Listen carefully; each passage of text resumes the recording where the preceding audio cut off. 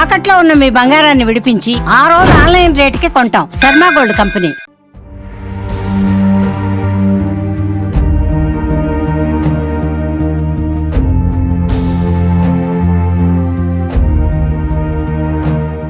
కిరాతకంగా ఒక నేవీ ఉద్యోగి చంపేసిన విషయం, కానీ ఆ పాపకి అలా జరగడం మాత్రం మరి చాలా బాధాకరమే. ఎందుకంటే ఇక్కడ అమ్మాయి చిన్నప్పటి నుండి ఇక్కడే ఉండేది, చాలా మంచి అమ్మాయి, వాళ్ళ ఫ్యామిలీ కూడా మంచిదే.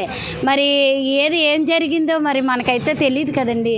ఇలా మీడియాలో చూసే మేము కంగారు పడ్డాం, ఎక్కడో జరిగింది అనుకున్నాం గాజువాక అంటే. కానీ తర్వాత తెలిసింది మౌనిక అని తెలియగానే మేము ఒకసారి షాక్ అయ్యాం. ఫ్యామిలీ కూడా మంచిది, అమ్మాయి నెమ్మదస్త్రాలు కూడా ఎప్పుడు డ్యూటీకి వెళ్ళేది వచ్చేది అంతే, ఇంట్లోకి వెళ్ళిపోయేది.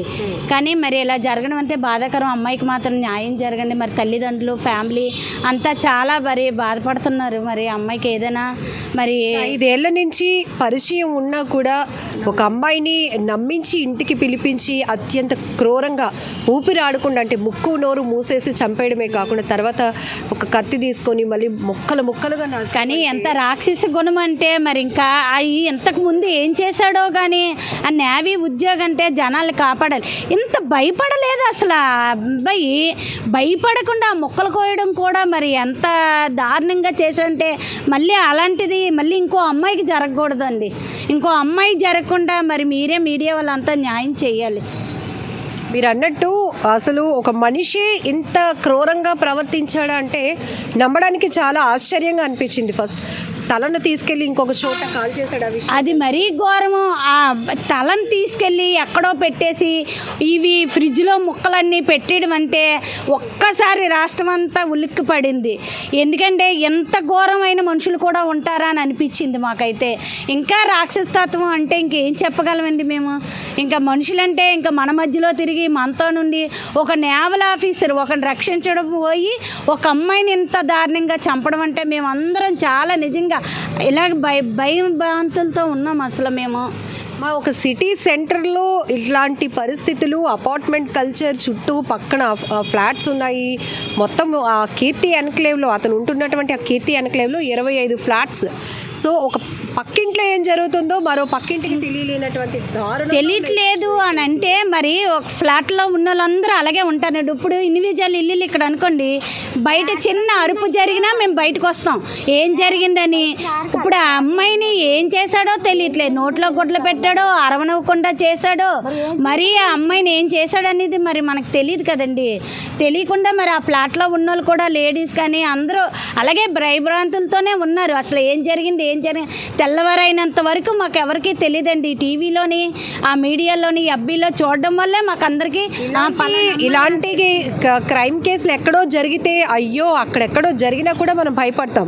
బట్ మీ గ్రామానికి సంబంధించినటువంటి మీ స్ట్రీట్కి సంబంధించిన అమ్మాయి అని ఆ ఫోటో చూసిన తర్వాత మేమందరం నిజంగా ఇప్పటికీ భయంతోనే ఉన్నామండి. అమ్మాయికి అలా జరగడం అంటే మేము నిజంగా మనుషులు అవ్వలేకపోతున్నాం. ఎందుకంటే ఒక ఆడపిల్ల తెల్లవారులేస్తే ఆ పిల్ల చిన్నప్పటి నుండి ఇక్కడే పెరిగిందండి, ఇక్కడే ఉండేది. ఆ అమ్మాయి చాలా మంది ఫ్యామిలీ మంచిది, అసలు ఇంట్లోండి బయటకు వచ్చేవారు కాదు, ఏదో ముగ్గు పెట్టేది లోపలికి వెళ్ళిపోయేది. అలాంటి అమ్మాయిని చంపేశాడు ఎంత దారుణంగా అంటే అది నిజంగా రాక్షసేనండి.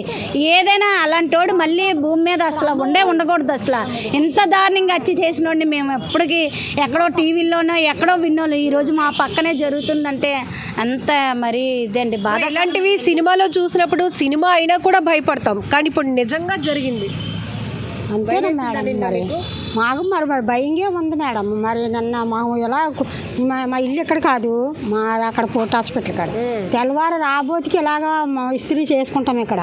ఇలా రాగానే ఇలా జరిగింది అనుకంటే నేను షాక్ అయిపోయాను. అందరూ తెలిసిన అమ్మాయి ఇలాగ వెళ్ళేది, తెల్లవారు లేసి ఇలాగ వెళ్ళేది, ఇలాగ వచ్చేది. అంత ఘోరం అమ్మా. మళ్ళీ ఏ పిల్లకి అలా రాకుంటానా న్యాయం చెయ్యాలమ్మా. మరి తల్లిదండ్రులు ఎంతో మంచోళ్ళు. వాళ్ళ అమ్మ నాన్న వాళ్ళందరూ వాళ్ళ అమ్మాలు జాబ్ చేసుకుంటారు. మేము ఇక్కడ ఇస్త్రీ చేసుకుంటాం మేడం. ఉదయం వస్తాం, సాయంత్రం వెళ్ళిపోతాం. ఇది మౌనిక ఉంటున్నటువంటి తాటి చెట్లపాలెం సంజీవయ్య కాలనీ 1 దగ్గర ఉన్నటువంటి స్థానికులు తీవ్ర భయభ్రాంతులకు గురయ్యాం. ఇలాంటి ఘటనలు అనేక ఇతర రాష్ట్రాల్లో కానీ ఎక్కడో ప్రాంతాల్లో జరిగినప్పుడు ఒక్కసారిగా ఉలికి పడేవాళ్ళం. కానీ రోజు డ్యూటీ కోసం కానీ ఇతర పనుల కోసం మా కళ్ళ ముందే ఇలా వెళ్ళి అలా తిరిగి వస్తూ ఉన్నటువంటి ఆ అమ్మాయి ఇక లేదు. ఆ అమ్మాయినే ఇంత ఘోరంగా చంపేసి ముక్కలు ముక్కలుగా చేసేశారు అంటే ఒక్కసారిగా షాక్ అయిపోయాము అనేది కూడా ఇక్కడ స్థానిక మహిళలు సుమన్ టీవీతో మాట్లాడుతూ చెప్తున్నటువంటి విషయాలు కూడా మనం చూస్తున్నాము.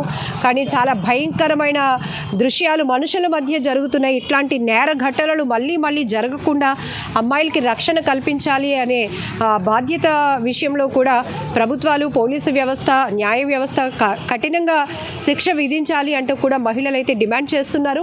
ఇదే మౌనిక వాళ్ళ ఇల్లు. సో రోజు ఆమె డ్యూటీకి వెళ్ళేటప్పుడు కావచ్చు, అంటే పంజాబ్ నేషనల్ బ్యాంక్లో పనిచేస్తుంది కాబట్టి బ్యాంకుకు వెళ్ళి రావటం కానీ లేకపోతే ఈవెంట్స్కి సంబంధించి వాళ్ళకు ఒక డ్రెస్ కోడ్, అవుట్ఫిట్ కూడా చాలా బ్యూటిఫుల్గా ఉండాల్సి ఉంటుంది. అలా చక్కగా రెడీ అయి వెళ్ళేది. ఎప్పుడైనా ఇక్కడే ఇంటి ముందు ముగ్గు వేస్తూ కనిపించే అమ్మాయి ఇక లేదు, అత్యంత దారుణంగా మర్డర్కు గురైందనే విషయాన్ని మాత్రం మేము ఎవరం జీర్ణించుకోలేకపోతున్నాం, తట్టుకోలేకపోతున్నాము. ఇక్కడ నిన్నటి నుంచి ఒక 24 గంటలు గడిచినప్పటికీ కూడా ఒక్కసారిగా ఆ షాక్ నుంచి ఇంకా మేము ఎవరం బయట పడలేకపోతున్నాము అంటూ ఇక్కడ స్థానిక మహిళలు చెప్తున్నారు.